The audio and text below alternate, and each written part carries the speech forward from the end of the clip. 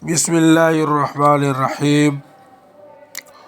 وهو إن استقل فمع الدلالة بهية على أحد الأزمنة الثلاثة كلمة. ورې مرګرو موږ د تهذیب المنطق منطقي ترکیب هغه تاسو ته ذکر کوو.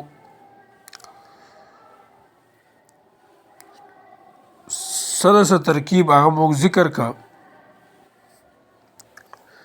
اوس موږ د دې عبارت تاسو ته منطقي ترکیب ذکر کوو. کله چې تاسو د دې عبارت منطقي ترکیب کوئ نو هغه تاسو بیا په داسې نهج او په داسې طریقه باندې کوئ.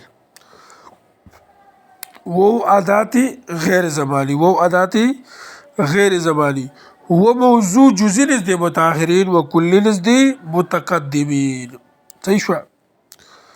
اوس ملګرو دا خبره یاد ساتئ، سره سموږ ترکیب وکړو د کتاب بس ته راورسېدو.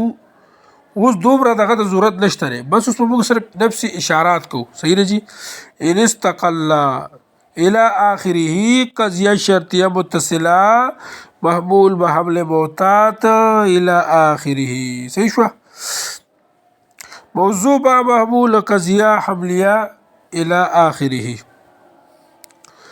بعض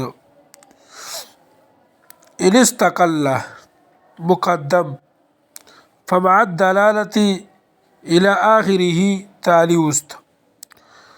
بعض فمع الدلالة محمول بحمل اشتقاق حملی ترکیبی حملی هو ذو هو. کلمة موضوع کلی، کلمة موضوع کلی او نور ترکیب بتاو ځان راوړ کې دي کې نور سشته راه وی ول پوښ بیا مقدم او تالی جوړ کړي او قضیه شرطیه باندې جوړ کړي.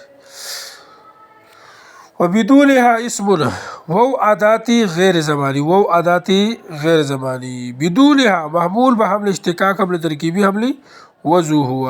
اسم الموضوع عش مؤخر است کلی. صحیح شو. موضوع با محمول قضیه حملیه ثنائیه مهمله الى آخره. والا فعادات دا ترکیب موږ مخکې الا مفردل کې هغه کړو ښه، نو هغه ترکیب به دغه شان وکړي، هېڅ قسمه فرق پکې نشته دی. صحیح شوه.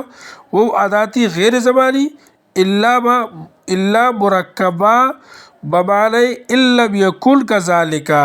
په دې باندې بشو دا مقدم کوي او بیا ولسی شی کوي لکه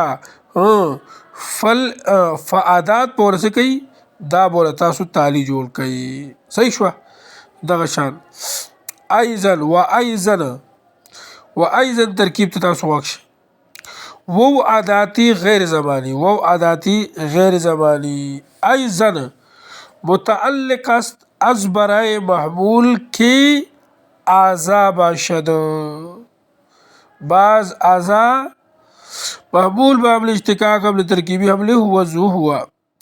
ضمیر درو مستتر موضوعات جزئی نزد متأخرین و کلی نزد متقدمین و کلی نزد متقدمین.